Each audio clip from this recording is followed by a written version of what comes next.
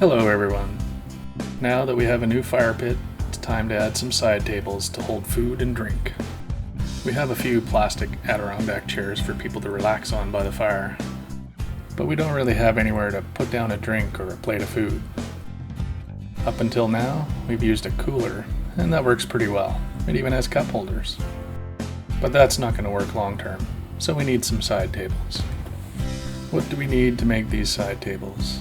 I'd like the side tables to be able to double as another place to sit if we have more guests than chairs. If I make the tables really strong, then they can also be used as a seat when in need. I chose cedar for this project because they'll live outside for most, if not all, of the year. Cedar is known to last longer in our climate than most other types of wood. I was not looking to create a backyard masterpiece, but I did want them to look nice. Cedar has a nice look, and I can leave it unfinished and it will still last. If it starts to look bad over the years, then I can add a finish down the road to spruce them back up again. With all that in mind, I roughed out an idea on a scrap of paper. I used similar dimensions to the cooler. The tabletop portion of the cooler was just about the right size, but I wanted these to be a little taller than the cooler. With my design more or less figured out, I headed to the lumber yard for some cedar boards.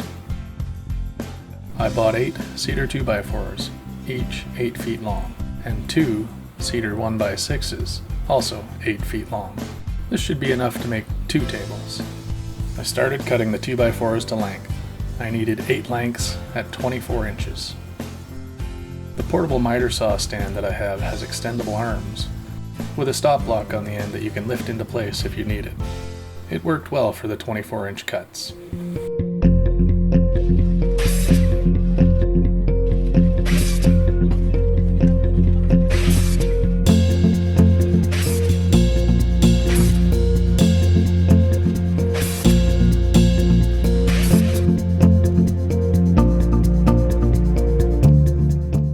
I cut another 8 lengths of 2x4 at 13 inches.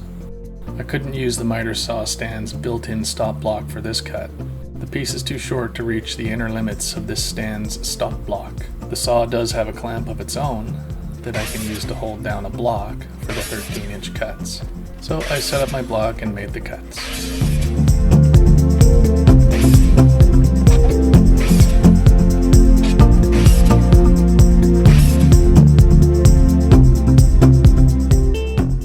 Last of the 2x4 cuts are the 16 pieces I need that are 11 inches each.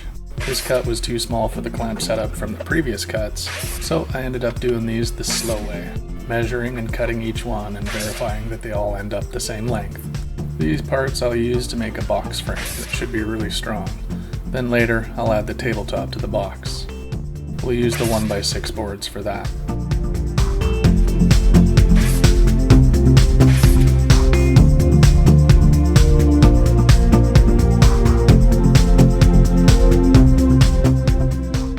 I was still pretty excited about my new pocket hole jig, so I'm using it again on this project.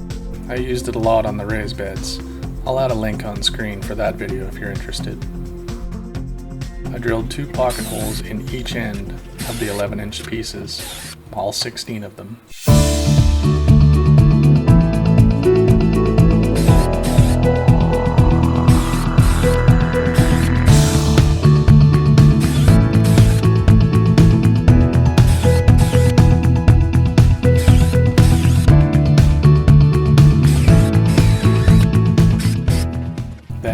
Attach 2 11-inch pieces to the 24-inch and end up with a nice square. I do this 4 times, twice for each table.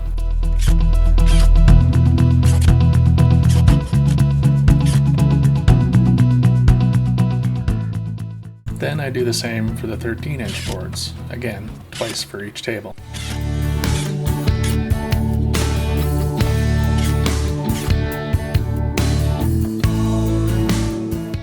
Now I have 8 small frames that I can start connecting together to make the 2 boxes. I clamped the boxes together, made sure they were square, and then countersunk some screws to attach the sides to the ends.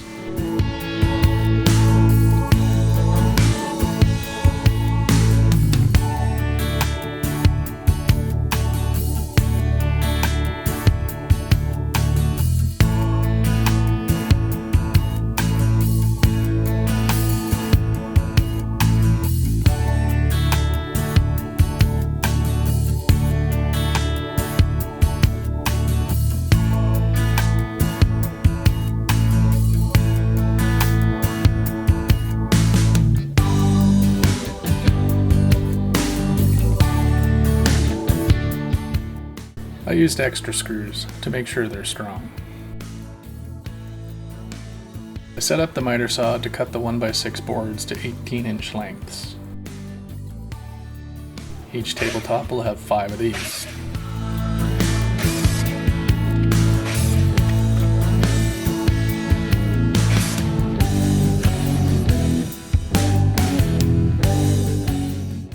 And once they're all aligned evenly on top of the boxes, I drill some countersink holes and then screw them to the boxes.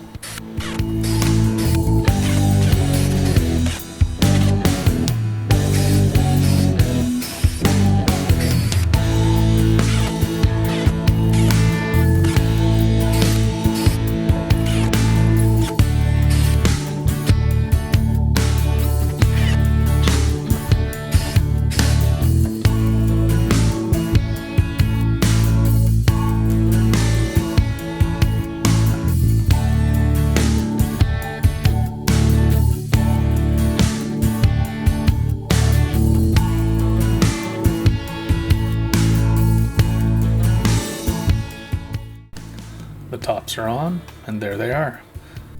And they look pretty good out by the fire pit. And when they start to fade and look a little bit worn, then I can add some stain or something to put some life back into them. Thanks for watching, everyone. Please click like if you found the video helpful, and consider subscribing if you'd like to see what else we're working on here at the farm.